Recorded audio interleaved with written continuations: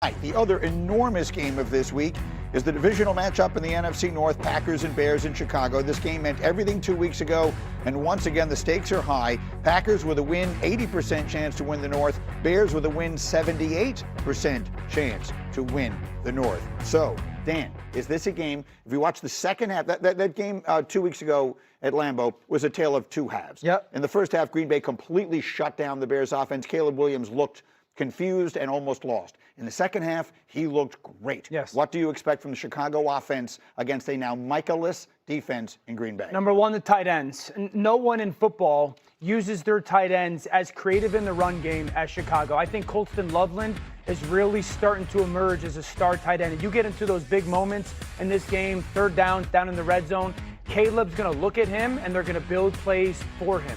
I think the other part is, if this game is close late, and I expect it to be, how does Ben Johnson trust Caleb Williams? How much does he trust him? Does he try to protect him play call-wise? Because I think at times he has this year.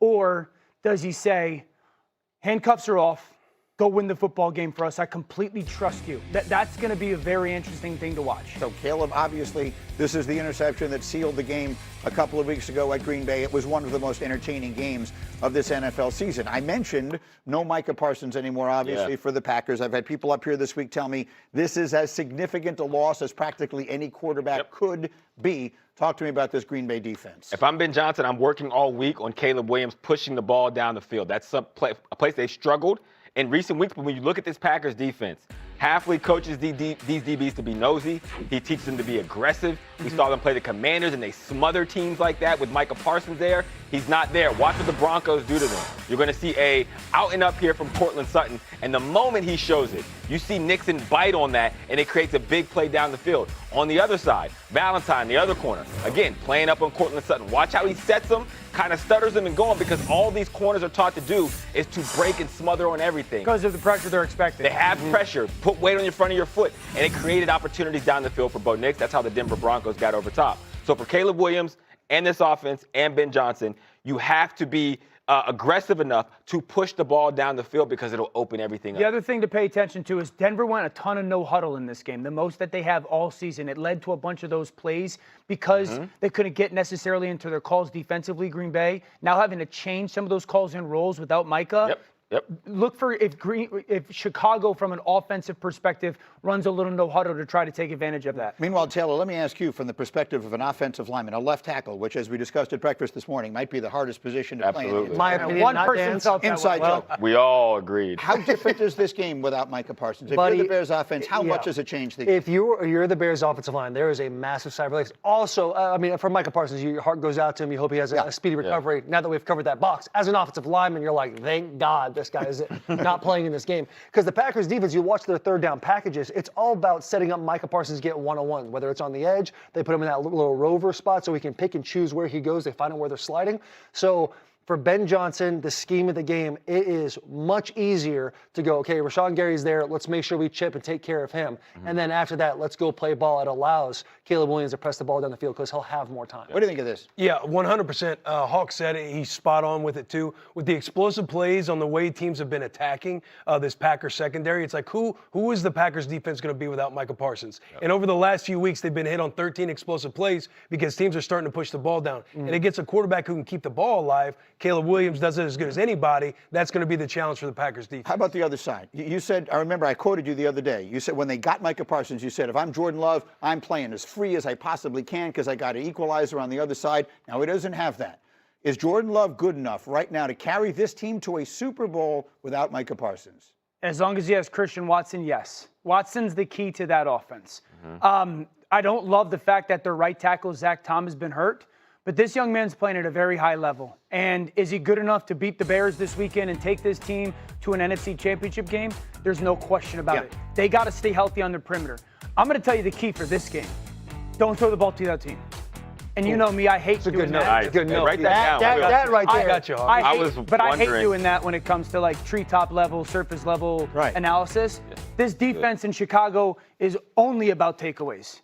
Only about takeaways and what they do with those takeaways. If Jordan Love doesn't give the ball to the other team this weekend, and honestly doesn't take more than 2 sacks, The Packers will win this football game. If he gets reckless with the football or careless with the football or doesn't value the football and throws it to the other team or a sacked fumble because he holds it on too long, then I think Chicago has the chance to win it. You made another great point, like with the getting sacked. If he's only sacked one or less times, he's 7-1-1. If he's sacked more than one times, he's a completely different player. Yeah. And a completely different outcome in that game.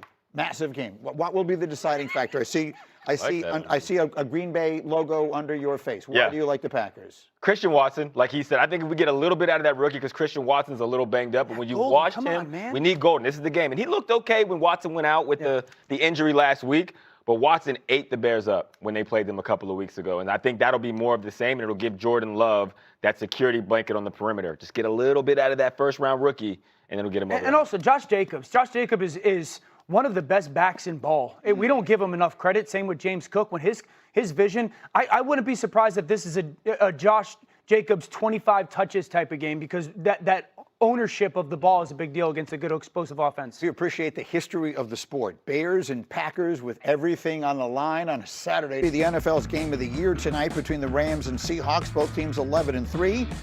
Our analytics say the winner is in the driver's spot to earn the NFC's #1 seed. If the Rams win, they sweep the season series. They have a 90% chance to be the 1 seed. If Seattle wins, it goes to about 50-50 for them with 2 road games left at Carolina and San Francisco. So our primetime preview is brought to you by Freestyle Libre. Big picture, Dan Orlovsky. What decides this game tonight, Rams-Seahawks? Sam Darnold and kind of how he plays when it comes to getting through the reads. This is a one-trick pony offense in Seattle. They cannot run the football. They try. They're not good at it.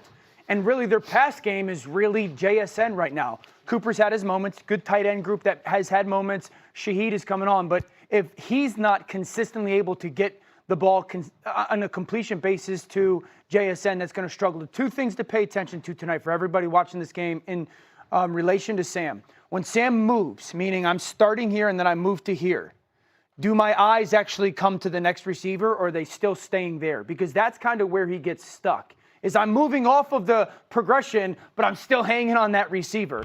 And then down in the red zone, timing. If you go back to the first time these 2 teams played, he throws 4 interceptions. Everyone's like, my gosh, how does that happen? Just watch him. He's moving physically to the next read, but mentally still hung on that #1 guy. And then down in the red zone, timing. The timing has been struggling for this past game. Talk to me, Hawk. Same thing. I think if Sam Darnold stays on script and then trusts his instincts when he goes off script. Whenever he plays the Los Angeles Rams in this defense, they bait him into throws. He does, quote unquote, see ghosts, as we've heard him say before. And a lot of times he gets out of his rhythm. When he's at his best, he's dialed in with his feet, he's dialed in with his eyes, and he's playing with conviction. And he's one of the most talented quarterbacks in the NFL. Sometimes he sees 2, sometimes he sees 1. He double clutches. He tries to buy more time, and it causes problems for him.